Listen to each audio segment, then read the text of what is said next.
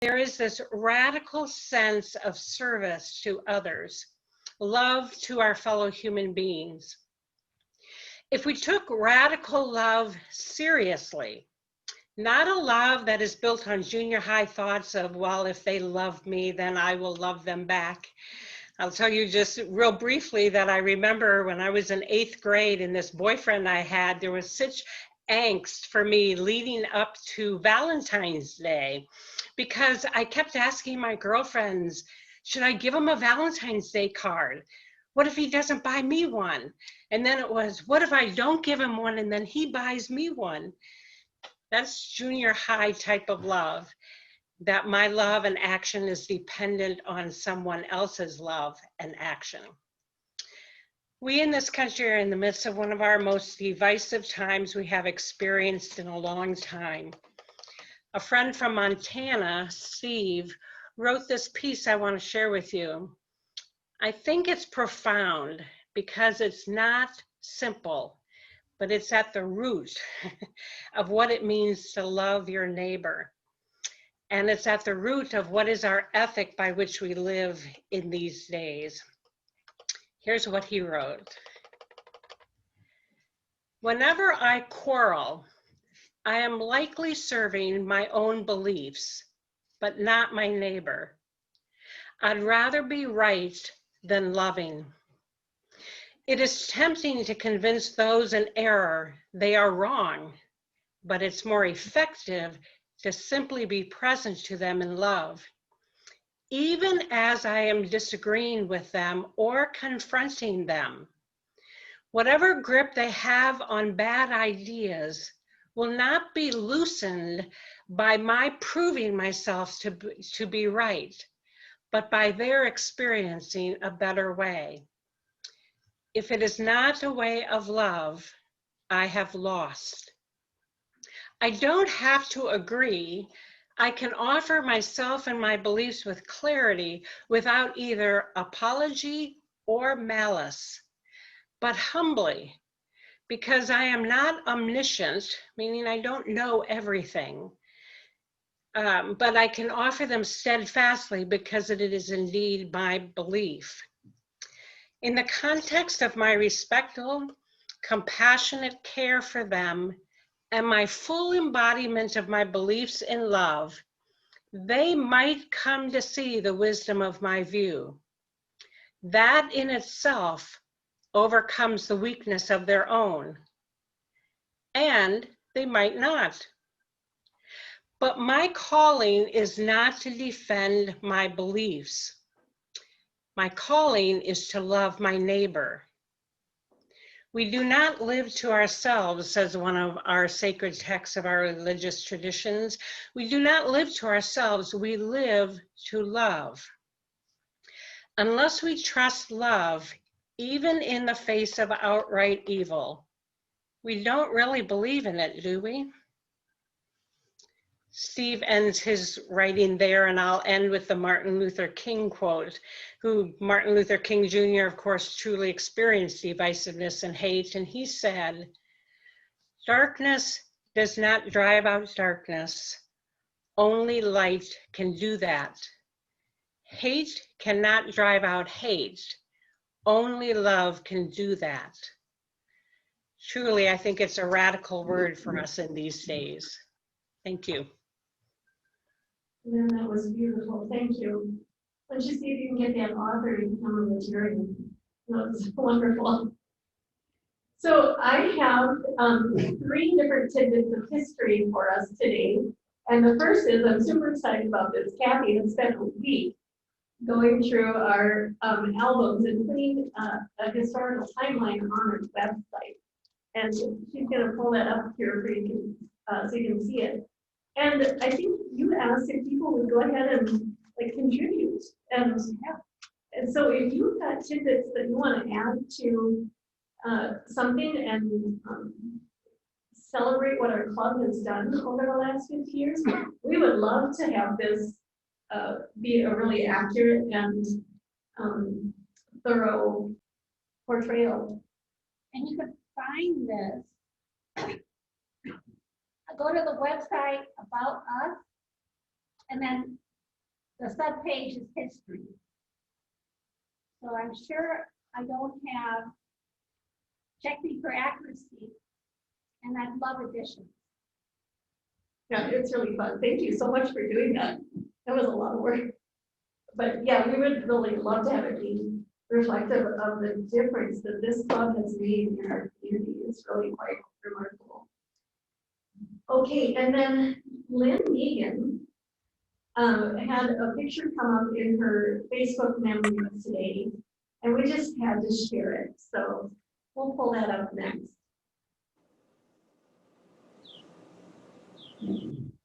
That one too, yeah. Oh, there it is. Lynn, This is picture 3 years ago. I'm not sure why I have this. Sorry. Oh shoot. It is at our house, Paul. It's after tasting Roseville. And look at the two lovelies right side of the right side. Our dear Colin and Mel. So God bless them. They were both Rotary. You're breaking up, so I'm just gonna kind of repeat what I think you were trying to say. The gals on the right hand side over there are Colleen Reset and Melanie Mott, and both these gals have passed. And they were really active and cherished members, and so anyway, yes, they're much missed, and it was beautiful to see them again with themselves. All right, and one more history picture.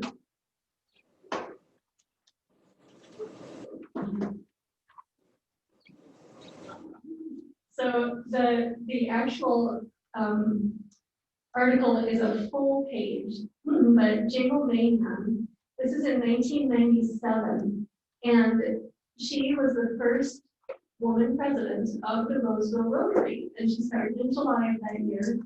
And she said she was really honored and quite surprised and said yes without hesitation. She was already the executive secretary, so she knew all the stuff. And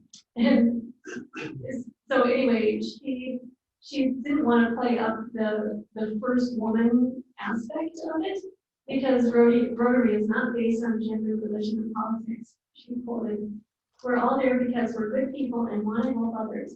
Everyone knew my work ethic and knew I would serve as a capable leader." So the article goes on, and for people right here, I'll pass around a hard copy. There's a little subtitle that says, "Mayhem eats, sleeps, and breathes Rotary." So at the time that she had been part of the club, or the club had been around for 27 years. So anyway, I thought that was a lovely little tidbit this morning. Let's see. Today's record reporter is Terry Gilberstead. Wonderful. Thank you, Terry. And any guests here? We do have a map still. Oh, Matt. Thank you for visiting today. Do you want to unmute yourself and tell us a little bit about you? If not, I can tell you. Okay. You can stand for the camera. Yeah. Yeah. Okay. Yes, Matt Tisdale is a guest of mine. He is a fellow shareholder at Gosman & Moore, and he is part of our team that's doing work for American Red Cross projects that we're working on. So I invited him to attend and listen to them. Great. Thank you so much. Glad you could be here today. So Maria has an exciting announcement. The coalition is doing a fundraiser. I guess David, you could do this in. No. Okay. David's going to do the announcement about the car. I'll talk about the coalition. So just a update for the Suburban Ramsey Emergency Coalition is we awarded 3 grants last week, $5,000 to Solid Ground for rent assistance, $5,000 for Aon, that was one of our partners for rent assistance, and $500 for Keystone Community Services for crisis assistance services. We have a new second wave of grants that now we've included mental health and well-being, that counteracting any of the issues that are going on with COVID-19. So if you know anybody that wants, that could use some money to help with that, let me know. I can get them. And the Mustang raffle. So my wife said she looked really good in that car, so I can't buy any tickets. She might pick up a new boyfriend or something. So I'm going to, so basically ticket sales are on right now. They're $25 a ticket, and Maria and I can get tickets.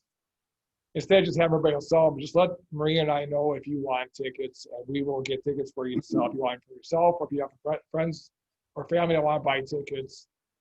For $25 to get a chance for it's a 73 Ford Mustang red convertible, really sharp looking car. It's worth about $16,000 to $20,000, so it's a nice vehicle. Let Maria and I know, and we'll get you some tickets. And any questions, let me know. Thanks. And you said that any nonprofit can apply for the coalition. Yeah, any nonprofit can apply. The core is basically mental health now, and wellness have been added, but also rent, help with rent, keep people in the houses, and food insecurity is kind of what we're targeting. So if you know anybody that does any of those that can use some money, let me know. I can get them the application. All right, thank you so much. And one more announcement, we got a bunch today. We had a speaker a couple of weeks ago, Paul Bass, and he spoke on how goodness pays. And we have 4 copies of these cards and the book that goes with it. These are conversation starter cards. And so if you are interested, how much were they? $30. If you're interested in those, just check with Kathy. All right, I think that's enough announcements for one day. Jenny, would you be so kind as to introduce our speaker? My pleasure. I'd like to introduce Phil Hansen. Phil has served in the nonprofit sector as a leader, fundraiser, and management professional for more than 30 years, and is currently the regional CEO for the American Red Cross, Minnesota and Dakota regions. He began his professional career actually as a district executive with the Boy Scouts of America at the Gateway Area Council in La Crosse, Wisconsin. Now he's back leading the Red Cross, and during his career with the Red Cross, he has served as a director of disaster services, director of health and safety services, development director, regional development officer, director, regional, oops, I read that part, and as a chapter CEO in Madison and La Crosse. Phil has served as the service area executive with ARC's national headquarters, overseeing 140 Red Cross chapters in 8 northeastern states, Puerto Rico, and the U.S. Virgin Islands. He has supported and responded to hundreds of disasters across the country, helping thousands of people recover from the worst of circumstances. Phil holds a BS in Public Administration from the University of Wisconsin-La Crosse and a master's degree in nonprofit management from Hamline University in St. Paul. He and his wife, Linda, live in St. Paul. Welcome, Phil. Great, so wonderful to be with all of you today. And I have a program I'm going to share with you via PowerPoint. So Jenny, thank you for the opportunity to talk to your wonderful crew. I'm just very thankful. I'm always great to talk to Rotarians. I'm a fellow Rotarian as well. I'm in the club in downtown Minneapolis and have been for many years, but I've been in 4 different clubs around the country. So Rotarians have do the greatest work and have the biggest hearts. And so I'm always happy to talk to a great crew of Rotarian team members. So let me go ahead and try the screen sharing and see how we fare here with that. And bring up the presentation. And let me just verify that. So are you seeing my presentation? Yeah. Was that an affirmative? No. No. You're not seeing it. Okay, well, hold on a second here. We'll come back down, double click here. And is that looking any better? Yes. Yes. Yes, all right, perfect. We were talking about technology at the beginning. It's nice when it really does work. So I'm going to take you through the Red Cross today. We got about 30 minutes together. The Red Cross is a vast organization, so I can only cover portions of it. But there's been a lot going on recently as we speak right now, not just locally here, but all across the country. And we've had a lot going on through this whole COVID period. And so we'll touch on how that's affected us. Sometimes people say the Red Cross is the only organization that asks you for your time, your money, and your blood. We're going to talk about all three of those things a little bit today. But we'll also talk about just the amazing work that our volunteers and team members do in service to our communities all across the country. So I'm going to walk you through a little history, take you through some of the three of the major lines of service, maybe touch on a fourth one, and just give you a sense of scope of operation and some of the big stuff that's happening right now. The country is really in a dire situation right now, and I want to walk you through and give you a sense of what's happening with all of that. Just a really quick, brief history for you, and this is super brief, but a lot of people don't know, I mean, the Red Cross was actually born of war. So this gentleman right here, Henri Dunant, in the late 1850s, 1859, he witnessed a terrible battle in a community called Solferino, Italy. Napoleon III had just laid siege to another army. Tens of thousands of men were lying dead or dying on the battlefield, and the custom of the time was that they just left you there to die. So he was appalled by this. He had been traveling across Europe. I think he would have been a good Rotarian because he was trying to catch up with Napoleon. He had a business proposition for him. He wanted to build a relationship, but instead he encounters this terrible aftermath of this battle. He goes into the neighboring town of Solferino, and the immortal words in the Red Cross are, "Tutto fratelli," we are all brothers. And he convinces the town people to come out to the battlefield and begin to care for these soldiers. Throughout this entire period, he's keeping in his memoirs information about what's happening and what he's seeing. And afterwards, he writes a booklet called The Memory of Solferino. And in that booklet, after detailing just the horrors of war, he says, you know, there really should be some body, some institution, some entity that ensures the fair treatment of soldiers during times of war.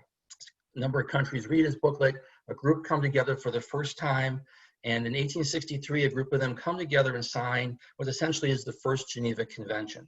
And when they signed the Geneva Convention, they realized that they needed an institution to carry the conventions forward. So they took the Swiss flag, which is a white cross on red, and reversed it. And now you have the Red Cross. So the Red Cross was born initially to be the organization that held adherence for the Geneva Conventions. And over time, many more countries have now signed on to it. It's become really the most durable international treaty in the world, making sure that there's fair treatment for soldiers, for sailors at sea, for prisoners of war, for combatants, non-combatants, refugees, and the like. And the Red Cross was kind of born of that. Not too far on the heels of that, Clara Barton, who was in this country, had just come off of working and service on the front lines in the Civil War, had gone to Europe, had seen the Franco-Prussian War, saw the work of the Red Cross for the first time, came back to the United States, and convinced our government to sign on to the Geneva Conventions.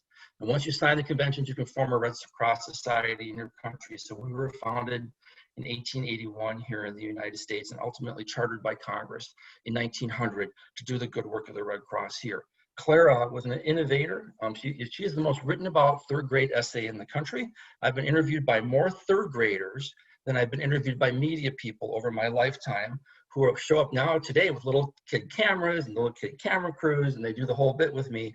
So it's a lot of fun, but she is an amazing human being. If you ever want to read a great biography, hers is phenomenal. But she innovated not only the idea that we should be helping in the circumstances of war, but we should be doing disaster relief. And that was adopted globally by the institution. So two big people, Henri Dunant actually won the first Nobel Peace Prize for his work with the Red Cross. And the Red Cross went on to win this Nobel Peace Prize 3 times for its work over the past century. Today, about 1 in 435 people in the world is a Red Cross volunteer. About 1 in 25 people in the world is somehow helped by the Red Cross. It is kind of the world's largest humanitarian movement right now, with something like 17 million volunteers across the globe. And it has kind of the central purpose of the organization, and it shows up in all of our mission statements, is to reduce and alleviate human suffering. You can see on the screen the three symbols of the institution. So the Red Cross has the cross, the crescent, and the crystal. All of them mean the same thing under international treaties. Some countries preferred the cross, some Muslim countries preferred the crescent. And when another country came and said, we want another symbol yet again, they compromised and created the crystal. So all three of those are protected under the Geneva Conventions and should protect you in the theater of war. It doesn't always work out, but they're definitely there to help support and indicate participation in the organization itself. I'm going to stop, Jenny, real quick and just see how's the clarity of my voice and my sound. Is everything sounding okay? Yes, Good. there's a little bit Okay. of breakup once in a while, but yeah, it sounds good. Thank you. Great. I always check in. So great. Thank you, everyone. The American Red Cross's mission today is to prevent and alleviate human suffering in the face of emergencies. We do this by mobilizing the power of volunteers and the generosity of our donors. The central activating thing for us is this idea of preventing and alleviating suffering. So all of our service lines line up around this. People really get our mission. They understand the purpose and the virtue of that, but the actual service delivery of it is incredibly challenging. And we'll walk through some of what's involved in that today as well. There are really 6 kind of lines of service that the Red Cross participates in on a regular basis. And there are kind of 5 things that we're really angling toward trying to make sure that we are effectively doing in order to deliver our services every day. So the upshot of our work is that we make sure that people affected by disaster get the help support that they need, that we're ready and prepared when disasters come, that we have access in our country to safe, life-saving blood and blood products, that our armed forces and their families get comfort and help whenever needed. And in an emergency, there's always somebody nearby to save lives. And we do it under these 6 different groups of services that we provide support to our communities. You're part of the Minnesota Dakotas region right now. So if you look at the map, our division is that north central blue division at the top of the screen there.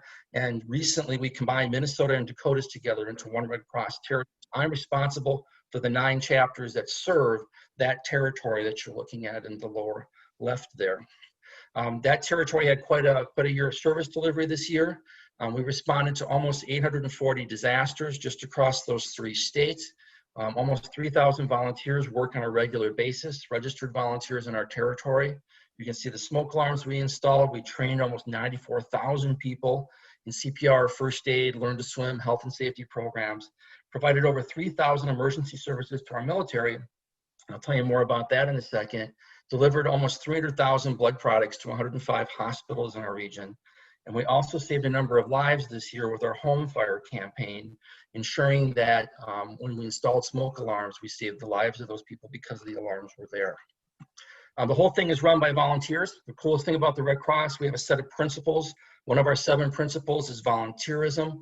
If it's 2 in the morning and we've had a fire, and there's somebody on the front lawn standing there to help you after that fire, and it's a paid staff member, we've had a failure. So our system is predicated on the people delivering the services and actually leading the services being volunteers.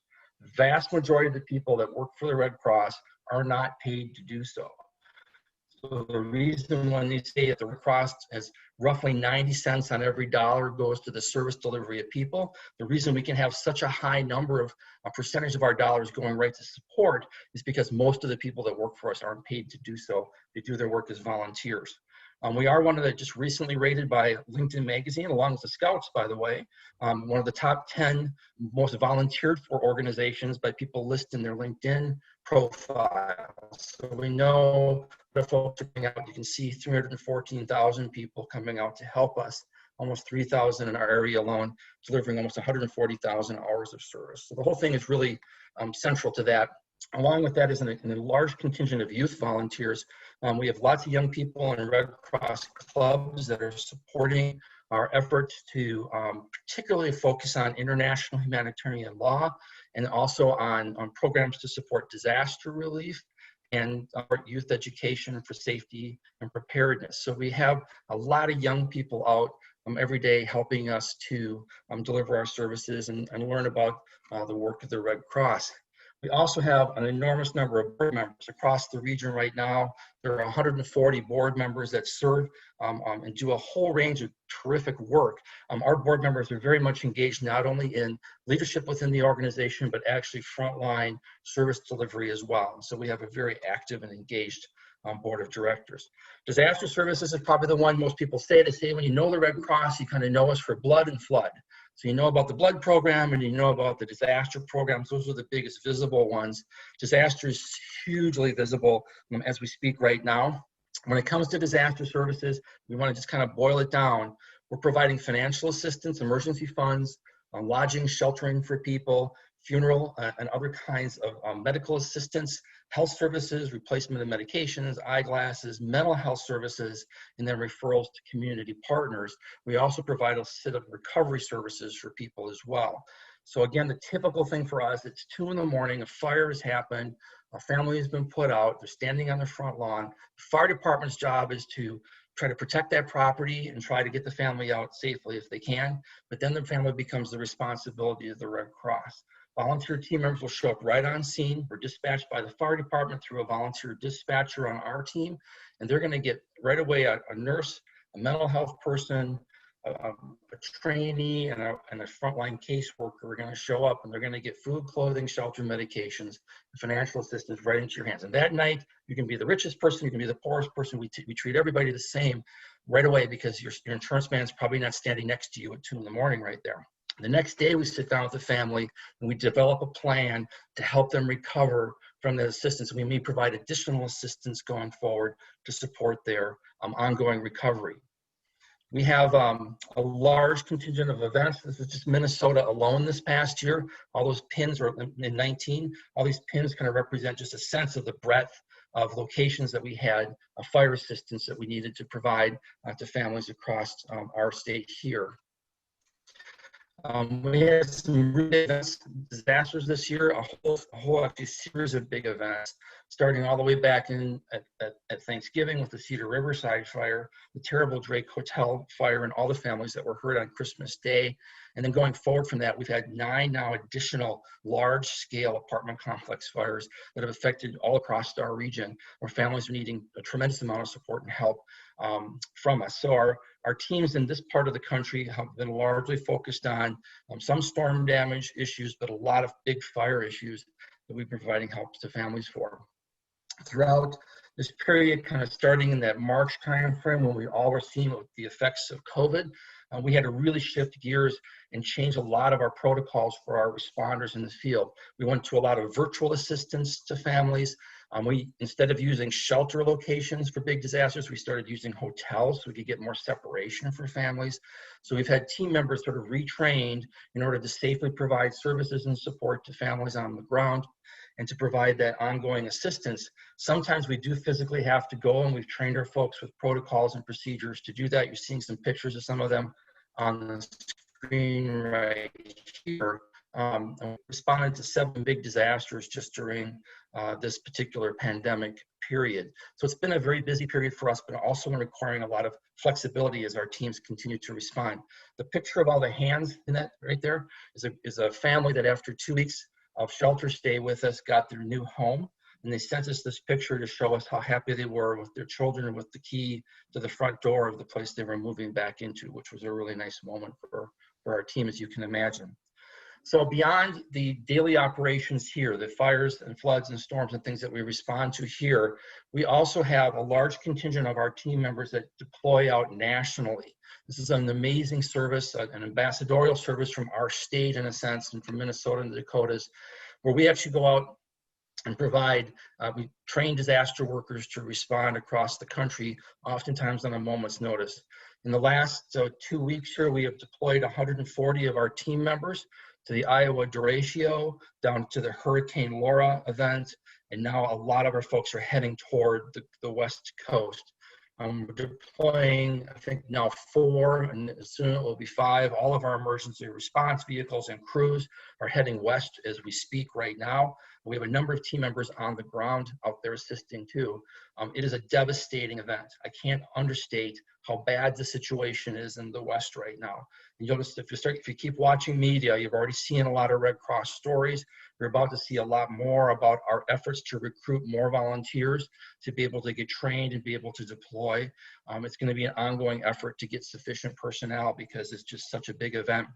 And some of our folks are comfortable going because of the COVID situation, and we've got a ton of protocols and procedures in place to allow for that. But some folks are not, and so we actually have virtual deployments for people too, where they can work from home and still support onto these operations. But in the last like 2 weeks now, we've had roughly 28,000 people across these bigger events that we've had to provide shelter, food, medical assistance, and support to have been affected. And you're kind of seeing on the screen here, the lower left is the Deracho in Iowa. The upper left, you're seeing the pictures of some of the fire damage in California, Oregon, hurricane damage in the lower right, and then you're getting a sense of some of the meal delivery activities going on at these operations as well. These are big, wide-scale operations that need a lot of help and support. There are an awful lot of hurting Americans right now that we're providing assistance to across these territories. Just to give you a scope of it, just look at the fires that are occurring just in the western United States right now. It's a tremendous effort. You get a sense of some of the modifications that we're doing to support, with COVID. You're seeing the masks, you're seeing the lower one there where we're doing a food program where people pull in their vehicles to get their food from us. And that's one of our emergency response vehicles down on the left that we deployed just yesterday out to the West Coast. So we're very busy in delivery of disaster services to our communities and helping our folks recover. And a lot of good Minnesotans are out there. And I'll tell you what about the Minnesotans. When I go on national disaster operations, and I'll be going eventually as well, people always come up to me and they say, you know what, you got to send us more Minnesotans. They work hard, they're smart, and they're so darn nice. We just love having Minnesotans on these operations. So we have a great reputation nationally for sending tremendous people out to help their fellow Americans when times like this happen to us. Service to armed forces. A lot of people don't know what the Red Cross does for the military. The base service for us is emergency communication. So let's say you're deployed overseas and mom and dad are back home. Dad gets sick and ends up in the hospital, and you want your son to come home now as the mom to be with his dad. The only way you can do that is by calling the Red Cross. The military realized in the early 1900s it had to have an intermediary between the deployed service member and the family back home when an emergency happens back home. The family calls us, we can call the physician, we can get a diagnosis, prognosis, current condition, and a medical recommendation as to whether or not that service member's presence is warranted. Everywhere in the world where the military is big deployments, Red Cross personnel are embedded with them. We actually push our message then through an encrypted messaging system DoD gives us to our folks on the ground. They track down command, command decides that they'll release, and we get the service member home. We'll do that about 2,000 times just in the metro this coming year for service members and their families. We also provide a whole continuum of care for our military members, including information and referral services. When they go into the military entrance processing, we provide them updates on what we have for support. We have coping with deployments training. We have mind-body training for the members as well. We have in-theater deployment support that we provide. We do a lot of work with hospital and VA support services into the VAs. And we also provide reconnection workshops for returning service members when they come back again. A long kind of scale sort of continuum of care that we provide our service members on a regular basis to make sure that they and their families are supported both pre, post, and deployment, and then as veterans in our communities. We had some modifications we had to make for COVID here as well, including on the military side of it, and I got a little bit of international on the screen here too. On the military side, we've had to really do a lot of our training virtually. We've done masks for the VA hospitals, providing homemade mask support for people that would be visiting a VA hospital. We facilitated workshops online. Our dogs have not gotten as much, but we're starting to hopefully get more of that going. We actually have a team that takes dogs in to work with veterans in the hospital. In our international services side, we've continued to deliver our international humanitarian law classes and our Restoring Family Links programs, but all that's been done again largely through a virtual support system that we've had to utilize because of the COVID changes that have gone on. And of course, we do support, like Rotary. Rotary has its program for polio. The Red Cross focuses on measles and rubella. And so you can see some of our immunization programs on the screen here that are going on across the globe in an effort to eradicate measles and rubella with a whole slew of partners that we work with to get this done. And we also, of course, do a lot of support through our international services programs for food programs, safety education programming, health-related programming all across the globe. And lastly, we'll touch on blood services here a little bit.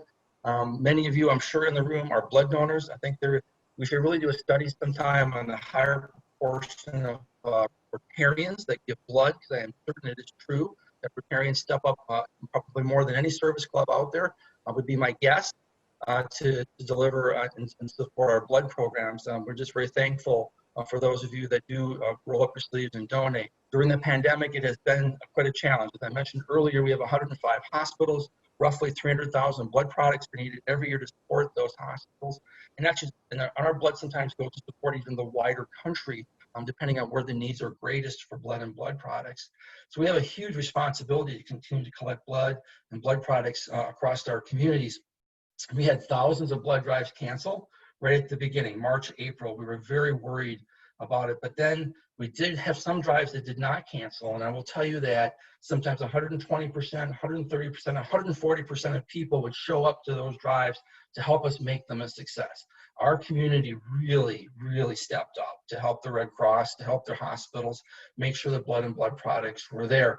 And we got a lot of good help from the community. The Mall of America opened up its doors for us, so we could have a big social distancing drive. You can see in the lower right there, you've got pictures of, that's Coach Everson actually from the Minnesota Wild giving blood, and a drive at the Excel Center. These big drives helped out. You can kind of get a sense too that over time, our protocols evolved to ultimately where every staff member and every person giving had to wear masks. We did social distancing, we did temperature taking, all the things to make sure that it was safe for people, as safe as we can make the blood donation process to ensure we could keep that supply of blood going. We also have had this big plasma donation program going on. Our entire congressional delegation stepped up to help us. We were so thankful. They did a video to help support the promotion of people coming out to give plasma, because you know, if you had the illness and you've recovered from it, you have the antibodies and we can collect your plasma, we can actually then reinfuse that into someone else who's sick and maybe help them recover. It's been one of the few treatments that's been available. And so people have been really stepping up to help us with plasma donations. We've also been doing antibody testing to let people know if they've previously had the disease and give them a sense that they have the antibodies in their system as well. And of course, we've been collecting and distributing thousands of units of blood across our communities. It is an essential, important community service that we provide, is to have blood, and it really relies on the voluntary donor that steps up and puts their arm out and helps us to provide that blood product. And we are so thankful to everyone that makes that contribution, so we can have red cells, plasma, platelets, and other products available to people for car accidents, for critical surgeries, for people with sickle cell anemia who need blood therapies. There's a range of reasons why blood is so vital. There's no other way to get it except from individuals like yourselves stepping up to help. So again, right now we are looking for more host sites. So fellow Rotarians, if you have a great place you think would be a potential drive site, we continue to have cancellations. You can see even September through December, 341 drives have been canceled. So we are trying to increase the number of drive locations and increase the number of red blood cells that we're bringing in. And the cancellations have slowed, but we are again trying. But they have been kind of damaging to our calendar. So if you have suggestions for us, you can always email me, or you can email Jenny and she can get it to me, any drive locations you think might be possibilities. And we are concerned about, because we get a lot of blood, about 20+% of blood is collected through schools. And so with schools kind of being affected by COVID right now, we're hoping that we can replace some of those drives. We also need volunteers. We have blood donor ambassador positions, youth corps positions, medical screeners, and blood drivers. So if you're looking for an interesting volunteer experience, we need folks to step up and help us with these different roles in the blood program. So Minnesotans really depend on the Red Cross. We have a range of important services that we have to do every day. It is a huge privilege to get to do what we do. We get to stand with people in the toughest moments of their lives. They've lost their home to a fire. They have a child lying in a hospital who needs blood. They have a serviceman far from home that has to be able to get back again on emergency leave. Red Cross volunteers get to step into that moment. And again, when you're invited into that vulnerable moment for someone, it is an enormous privilege to serve them, to help them, to try to make that situation better. And we get the chance to do that every single day. It's also an enormous responsibility, and it requires a lot of support and partners and connections and volunteers to get it done. And we're fortunate that lots of organizations partner with us, lots of community members step up to help us, because it really is a unified effort in our community in order to be there to deliver the help and support that people need. And these are just some of the pictures of some I'll point out just one, that lower left one with the little baby there. A child was born with a small hole in her heart. It took almost 20 units of blood in order to be able to have them enough time to sew up that hole and save her life. Just to give you one small sense of the value of that program that we provide for blood and blood products. When we ask our volunteers what would you say about to a possible new volunteer, we got hundreds of comments. Here's just a couple. Talking about it being truly gratifying. You get to learn the value. There we go.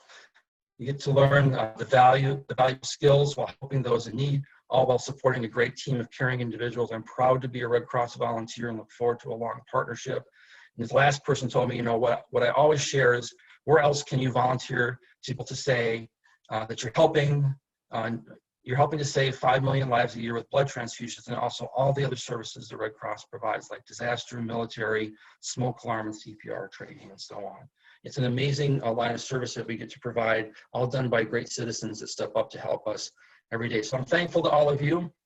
Those of you that are willing to step up with blood sponsors, step up to provide opportunity to have more blood drives. If you're interested in volunteering, we are always looking for more volunteers, but we're just thankful for the ongoing support of our communities, and that includes many of you who help make it possible for the Red Cross to do its work every single day. So I'll stop there, Jenny. I think I'm okay on time to take just a couple of questions, if that would be all right. Hang on, you're gonna have to say it again. Oh, okay, thank you so much. Let's open up for questions. We can take about 5 minutes for the questions here. Come stand up right now. What percentage of funding might be government supported versus volunteer supported? Yeah, that's a great question. So the Red Cross, because we have that set of principles, and one of our principles is a neutrality principle, we don't take appropriated dollars typically. We have gotten a little help during COVID, but for the most part, the Red Cross's funding comes from individual contributors, from corporate contributors, and from foundations in our community. So we get very little funding, in part because we don't want to be beholden sort of to government for our dollars, generally speaking. And we are, and maybe that's not quite the right way to put it, but we are definitely primarily funded by the American people who, you know, the American people vote for the Red Cross every day. They vote for us with their time, they vote for us with their blood contributions, and they vote for us with their financial contributions. And we exist as an organization because the American people believe that the Red Cross should be here doing what it's doing. So we do get occasional grants from government. We do get a little bit of funding when there's really a big thing going on. But generally speaking, we don't have governmental funding on a regular basis.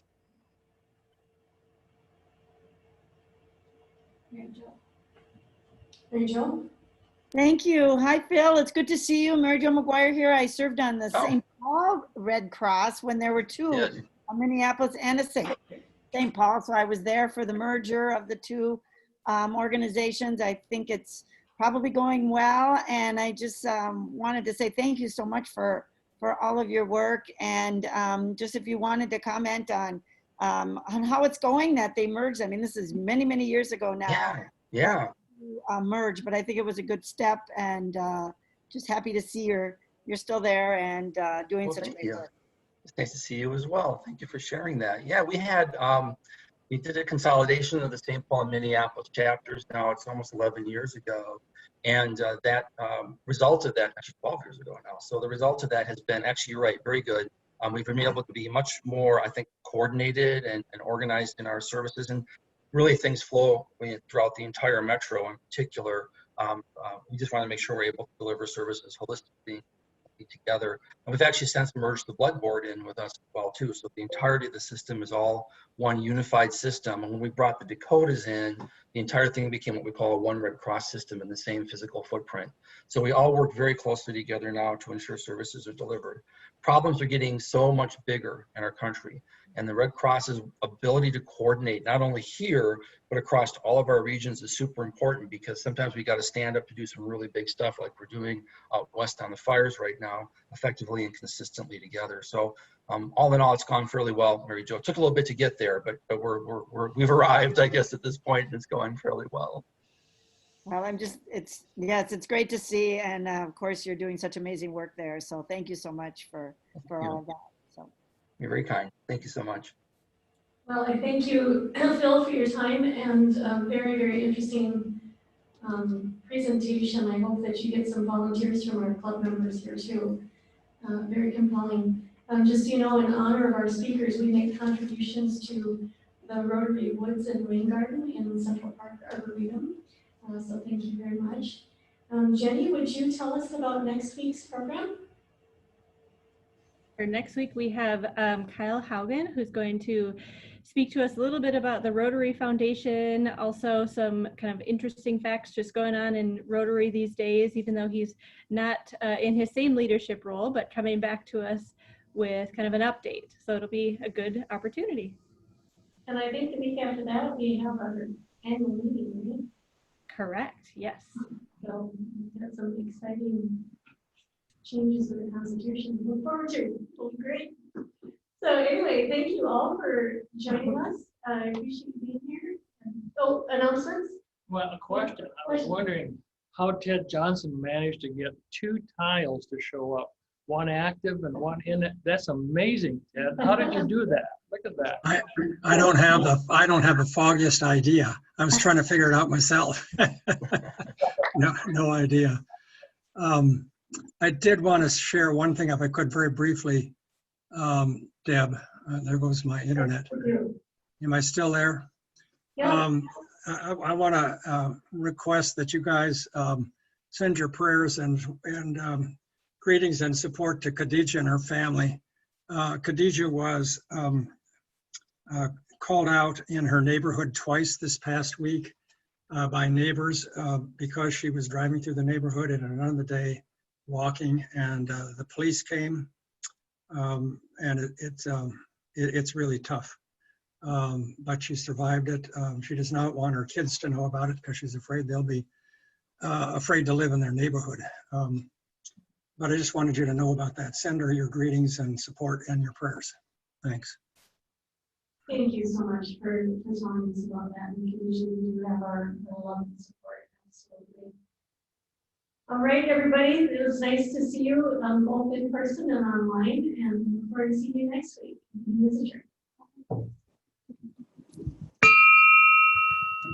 Bye, everyone. Have a good day. Be safe. Be healthy.